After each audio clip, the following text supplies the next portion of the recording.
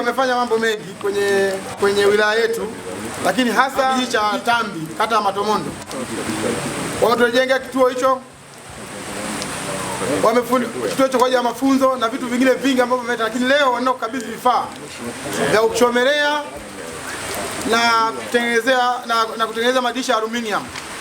Kwa kweli shukrani zetu ziende kwa uongozi wa DVV na timu yake.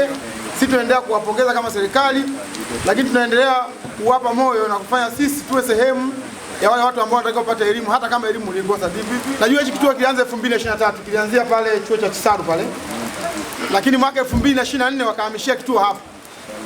Walifanya hivyo kwa sababu watu wetu wa Tambi na sehemu zingine wako mbali kwenda kule Chisaru.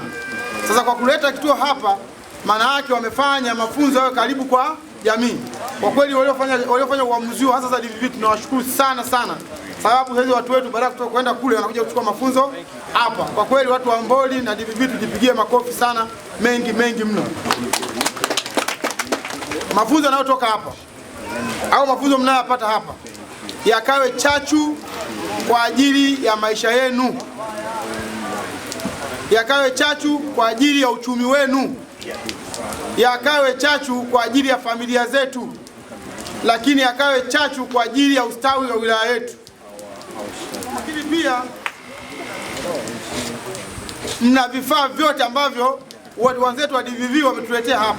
Kwa hiyo mimi niwasihi, tumieni hichi kituo vizuri kwa ajili ya kupata elimu na kwa ajili ya maisha yenu wenyewe na kwa ajili ya kuendeleza uchumi kwenye familia zenu. Mtumie na fursa hii ambayo imeletwa na kituo hiki cha kujifunzia cha elimu cha watu wazima. Tumieni mafunzo haya kwa ajili ya kujiendeleza kwenye uchumi wenu. Huyu kuku ukimuuza leo hapa, ukifuga kuku 6, hata kama una shida ya mtoto kwenda madaftari au chochote, unauza kuku wawili, unanunua madaftari, tutaenda wapi? Shule. Si ndio? Mama anauza asali shilingi ngapi pale? 15,000. Kinani kimoja akiuza viwili na 30,000, amekosa nini kwa Mungu? Kuna watu wanauza giligilani hapo, watu wanashona nguo hapo. Kwa hiyo kuna kazi nyingi ambazo kituo kimetuletea kama faida kwenye eneo letu ambalo liko hapa. Wito huu uende kwenye wilaya nzima, mheshimiwa mwenyekiti. Hata kata za jirani, mwenzangu wa Mnembule hapa wako karibu kabisa, na Kimagai wako hapa, wako karibu kabisa hapa. Waleteni watu wenu waje wajifunze hapa. Kujifunza hapa kutumia muda mrefu ni elimu ya watu wazima, si ndio? Ukijifunza kufuga kuku wala uhitaji maarifa sana.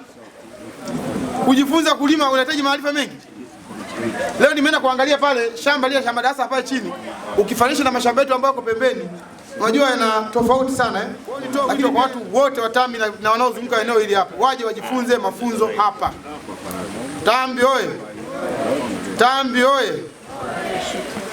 Jambo jingine hapa, mheshimiwa mwenyekiti na viongozi wote ambao mko hapa, sisi tunakabidhiwa vifaa leo, lakini tuna jengo letu liko hapa. Wito wangu kama serikali, hivi vitu tukavitunze kama mboni yetu ya jicho.